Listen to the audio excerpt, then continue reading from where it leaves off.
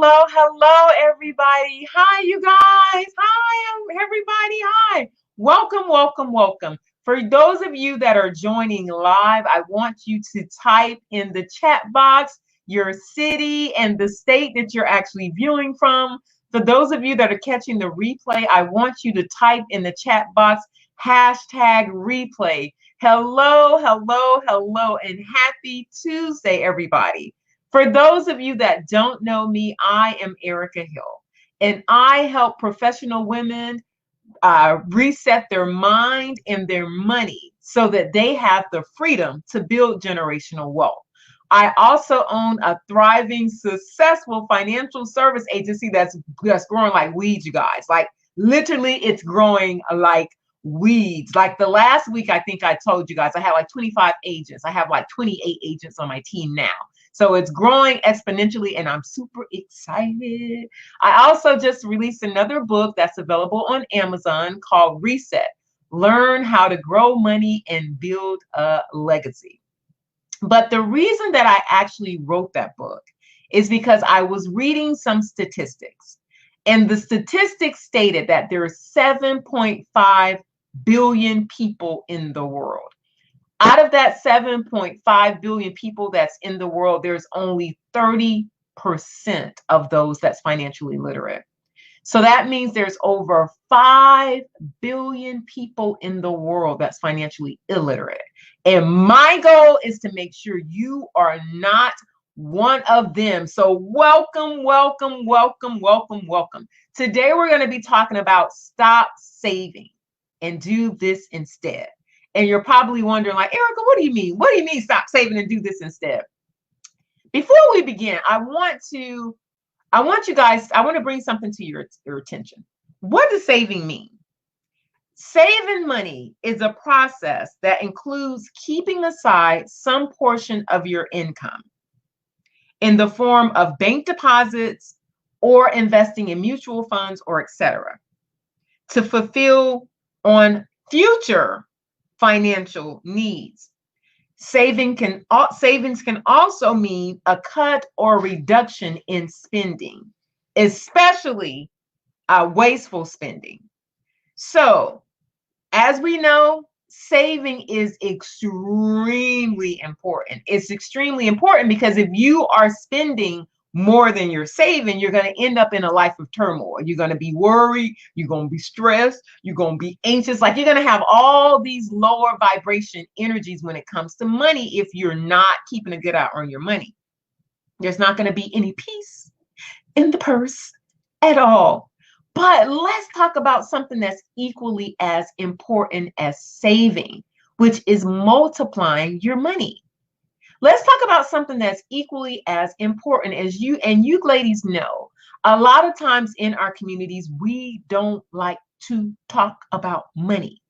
Like it's just taboo for us to sit down and have these lackadaisical conversations about money. So I'm stepping out on the bold side and let's talk about it, girl. Let's talk about it. And for those of you that are actually catching the replay, I did that in the wrong direction. For those of you that's actually catching the replay, and for those of you that are watching live, I'm going to ask you a couple of questions. So I want you to go back and I want you to write down these questions that I'm getting ready to ask you so that you can see where you are. Let's talk about multiplying your money. What systems and strategies do you have in place right now that's allowing your money to flow and grow?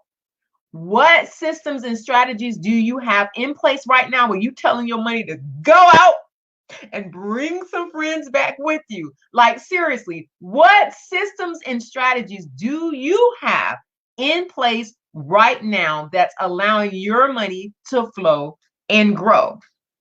Like, do you have a systems in place that's actually allowing your money to multiply? Are you investing in the market? Are you investing in businesses? Are you investing in real estate?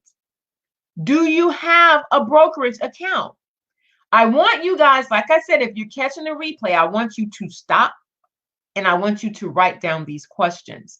If you're catching it live, I want you to go back look at this and you write down these questions as well. And I want you to look to see, where are you? Do you have the structure in place that's allowing your money to multiply? Not just saving it, but allowing it to grow as well. Do you have 6 to 12 months of emergency funds on hand? Now, let's talk about that, because a lot of people have been taught to put their money into a bank account. Okay? It's okay to have your money in a bank account. You just don't want to have all your money in the bank account. Because as you guys can see from the challenge that we did 2 weeks ago, your money is not growing. The only reason you should have that money in a bank account, in a savings account, is for you to have access. You should have at least 6 to 12 months of emergency funds in a bank account. Anything over that should not be in a bank account, because it's not working for you. It's actually working against you. Does that make sense? Type in the comment box if that makes sense, you guys. Let me see what we got going on here. I can't see your comments. I'm sorry. I can't see your comments. I cannot see your comments. But right settings is, okay, yes, I can see them now. Victoria says right setting systems is important. Yes, peace in the purse. There will be no peace in the purse if you don't have the right systems and strategies in place. But like I was saying, do you have a brokerage account? Are you growing wealth for yourself? Are you growing wealth for yourself? Most people that have built wealth, they think about money like, how can I get more of it?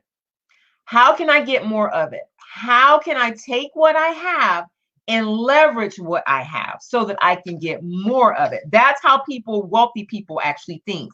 That makes sense, Victoria? Yes, yes, yes. They look at it as, how can I take what I have and make that work into my advantage? How can I take what I have and leverage what I have? But most people actually look at what they have and they look at it as, how can I keep what I have? That's how the average person thinks. How can I keep what I have? They're like holding on to it like this. I have this $100,000 in this bank account. I got to hold on to my money. I got to hold on to my money. And they end up being worried about money. They're always constantly worried about money because they're trying to hold on to it. I got to hold on to my money. I got to hold on to it. So when you're too busy like this, holding on to it, you're not allowing it to grow and flow because you're too busy like this. You're tight. You're too tight. You're not allowing it. You're not even looking at, how can I leverage what I have, because you're too busy worried about, how can I hold on to what I have. Does that make sense, ladies? Does that make sense? And I want you to actually look at where you are. Are you someone that's looking at, how can I leverage what I have so that it can grow more, go out, bring friends, and bring back more friends? Or are you looking at what you have and you're just trying to hold on to it? I got to hold on to this. I got to hold on to this.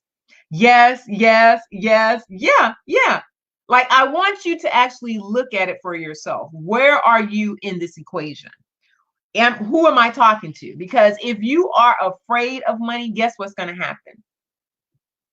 Guess what's going to happen? You're going to always be afraid of it. You're going to always be afraid of it.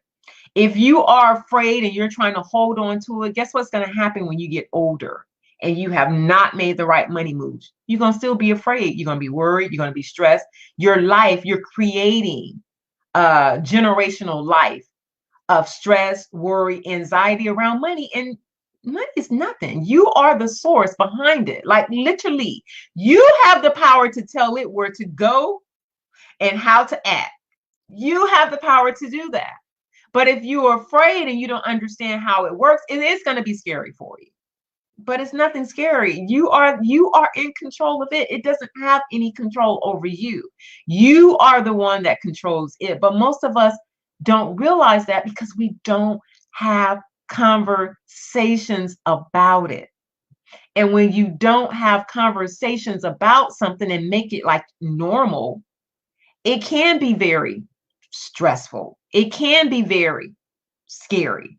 You could be not confident around what you have because the conversations are too far and in between about it. And I want to share something with you guys. I just came back from Florida. My grandmother's like 92 years old. So I went to visit her for her birthday and we were just talking.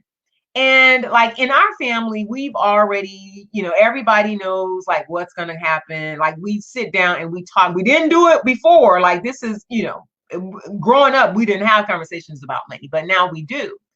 So everybody knows, what's in the will, who's going to be left what. Like everybody knows that we have conversations about this. And I was asking her, I was like, Grandma, how come like the average family doesn't have wills and trust?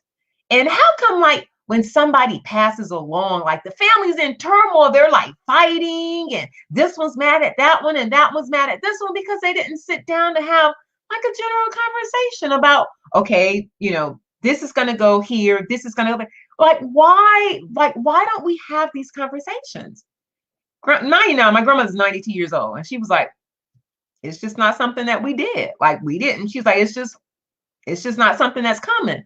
I'm like, yeah, but being that it's not common, like it can break a whole family apart because nobody sat down and had those conversations. And she was like, you're right. She was like, but the average family is just not something that was taught to them. So it's not something common for them to sit down to have conversations about we're building wealth as a family. And if something happens to this family member, that family member, this is how the wealth is going to continue. I'm like, okay. Then I'm like, Grandma, you guys, I can sit down and be like, but Grandma. I'm like, but Grandma, how come we don't have like conversations? Why, like in a lot of the other cultures, they sit down and they talk about money like it's just something so common to them. We need to reset our belief system about money. Yes, Victoria, yes. Guilty of saving, but not making the most of our money. Exactly. I'm like, how come like in a lot of other cultures, like having conversations about money is just so loose? They don't make it mean anything. It's just so loose. But a lot of the times we make it scary, like, ooh, don't talk about that. We're not supposed to talk about that.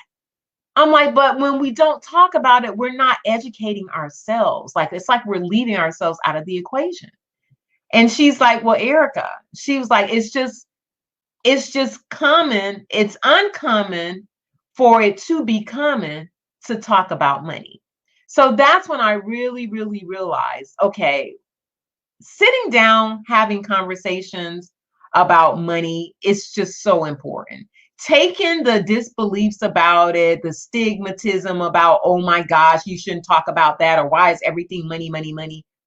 Like literally, ladies, we gotta dispel that. We gotta dispel that. So in saying that, I really want you to go back for those of you that are catching this live, and I want you to answer those questions that I asked you in the beginning.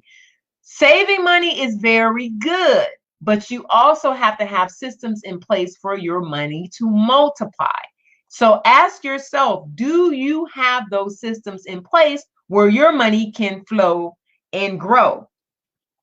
So in saying that, ladies, it is time for us to reset.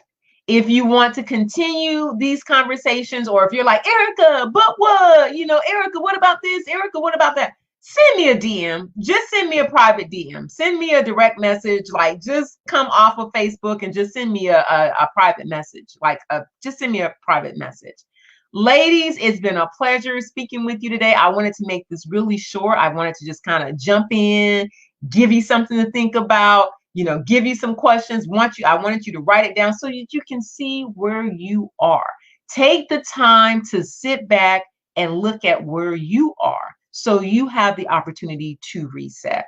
I look forward to seeing you guys next Tuesday. Bye, ladies. And also, if you guys have anything specific that you want me to talk about, type that in the comment section. Like, Erica, can you talk about this? Or Erica, can you talk about this? Or I need more information about this. Type that in the comment section and I will make sure that I address those needs for you.